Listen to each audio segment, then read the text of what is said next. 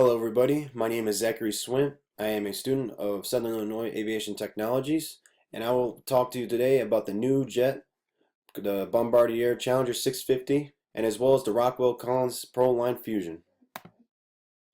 As part of this speech, we'll be talking about the Challenger 650 origins, the specifications that are a part of this new corporate jet, as well as modifications that became a part of it from previous jets in the series. And as a second part of this lesson, we will also talk about the Rockwell Collins operations and specs, as well as talk about the Proline Fusion features that you may find on this that you will not find in previous avionics systems from before. We will start by talking about the Challenger 600 series. It was originally designed by a company in 1978 by Canada Air. They had a few prototypes that they used throughout to develop a new corporate jet that would compete with those within its own line or other mid-sized jets such as Cessna, as well as the Learjet. But with the testing struggles that they had, especially one with the prototype incident where they lost the jet and a couple of pilots, they were bought out by Bombardier in 1986. Since then, they sold over 1,000 units in all the series that include the 601, 602, 605, and even including the new series, which includes the 650. The Challenger 650 was based off of the 605 design. The whole goal of it was to modernize the jet since it was originally designed off the same specs in 1986. The new 650 entered service in December 14 in 2015, with the first customer of NetJets was a corporate leasing company, hoping to lease out to high-end customers. It comes with the big things that come with it compared to its previous 605 is that it had a redesigned interior, it had brand new engines that would be used to increase efficiency, and it has a new avionics system installed to help make flight easier for the pilots. We will talk about the specifications first. We're going to go on a very basic scale. It includes 2 pilots and 10 passengers, but with certain customizations, you can have various payload and passengers on the plane. Excuse me. It also has a max cruise speed of 0.82 Mach, and with its increased engines, it has a maximum range of 4,000 nautical miles. To put that in perspective, you can leave from Miami and go to London in one trip and one fuel load, so that way you don't have to make many more stops. There's increased efficiency. It also saves time along the way as well. The new interior, it has a larger interior, so it leaves much more room for customization and comfort. It has modernized furniture, so that way it will fit in with the times, and that way customers feel more comfortable being inside. It is also environmentally, the environment is controlled by the passengers, so that way they don't have to rely on simple inputs from the pilot and the crew.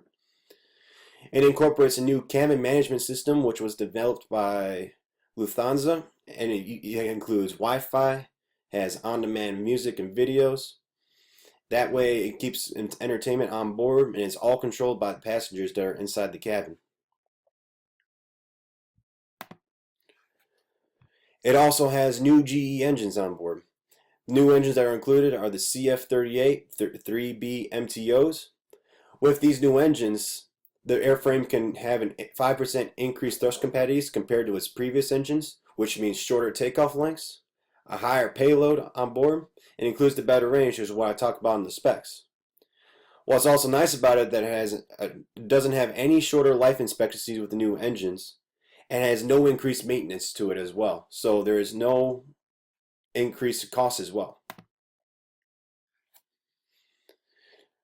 And one other thing that the aircraft has is a new thing called the Bombardier Vision Flight Deck, otherwise known in the basic scale, the Rockwell Collins Proline Fusion. Essentially, these are the same thing. So these can be found on other aircraft as well, such as the Beechcraft King Air. On the Bombardier 650, you will have 4 touchscreen displays, and it have features that include the IFAS, SVS, HGS, Multiscan, ADS-B out, and much more. But due to the time constraints, we will talk about a few of these major features that you won't find on many other aircraft. We will talk about the displays. There are 4 LCD displays. There is one PFD, one MFD, one interchangeable PFD MFD, and a multi-scan radar. This way, it makes with the touchscreens, it makes it much simpler to use. They are pressure sensitive, so they don't have to respond to the heat of your fingers, so you can just press with light gloves and it works just fine. It also reduces the amount of time of using the knobs and the keypads to search and scroll through the certain options you need to use. You can just click and point. Makes it much easier to find things as well. For older pilots that are not too open to using touchscreen or not too familiar with it, it also includes a keyboard as well, just below the multi-scan, so that anybody can use to type in names, as well as even a cursor to scroll around and find certain options on the screen. So one thing I want to point out, just to show you how much easier we can use, I don't have a video with this, but I can easily show you with these pictures I've got from here. So you're flying along from the west to east with this current flight path right here. But along the way, you notice that there is a heavy storm along the way of your flight plan. So what you can do instead is start from here. You can click on this waypoint here, click on that waypoint up there, bring it across, click it here, and bring it back down, and you can put it right past there. Where this finger is, where you press the M button, now you have your new flight plan that's around the storm. It's that easy. You don't have to worry about canceling your flight plan. You don't have to worry about finding what options need to be changed. It's that easy. One of the features that are included is the Integrated Flight Information System, otherwise known as IFIS. It provides the pilots a large amount of informative data. Such information includes navigational charts, graphical weather, aircraft manuals, and even airport charts that upon landing they can pop up on the screen, so that way you know how to navigate the airport. It has split key capabilities that you can have with the flight data, and there is a large limit that there is a minimal limit that is needed because there is a large database, so you can reduce the amount of materials in your personal flight bag when you come on board. That's a big deal for the pilots. Another thing we will talk about is another thing that's included is the synthetic vision system. This is found on other systems like the G1000, but what's nice about it is that it has the split screen capabilities that you can easily modify the fields in there with the touchscreen that's along the right, as you can see here in the picture below. It's primarily used as a PFD, so it has your airspeed, your attitude, your altitude, and various other information that you need for flying the aircraft. What's also nice about it, it has a virtual terrain, so that way you know what's ahead of you, and you know if you need to change your flight path to change your flight path for a certain terrain that's ahead. Now take that PFD, and one of the biggest things for Proline Fusion that it can do is that they can put the PFD and put it on a screen right in front of the pilot, so that way they can look out from the windshield and have all their information right ahead.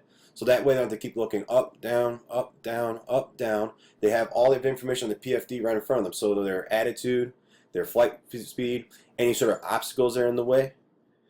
If there's large towers or there's mountains up ahead, the PFD will light up the terrain and the building, so that way they're in your vision. You know that right now that's a hazard.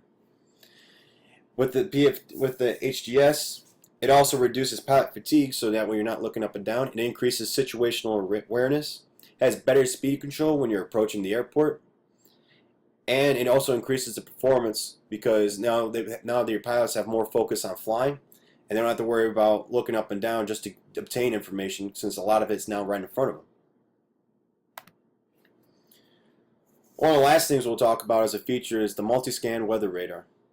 This weather is not your normal weather not your normal weather radar, because it is also touchscreen compatible, and it also incorporates information from your MFD onto your weather radar as well. It detects up to 320 nautical miles, and you can detect storms on the way as well as seas terrain as well. You can also modify the flight path or make any sort of changes to your flight plan or information on your touchscreen as well. That way you can have safer flights. It also includes a track while scan technology.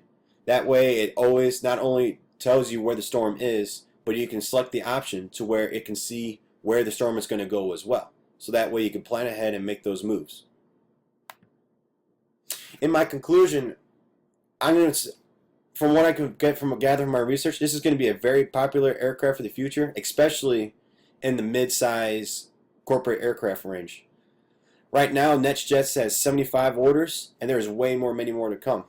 With its improved interior, the customer is going to feel way more comfortable and more willing to purchase or lease these aircraft. With the improved engines, they will have increased efficiency, increased range so they can save time, as well as have minimal maintenance improvement with them as well. And also, the ProLine Fusion is a great improvement in the flight management systems. It'll increase the efficiencies of the pilots, it will reduce the fatigue of them having to look up and down, and it'll have all the information readily available for them to use. I hope today that you have learned something today about the Bombardier 650 and the ProLine Fusion. Included are my references in case you want to know any information as well, and I appreciate you guys taking time to listen to this lecture today.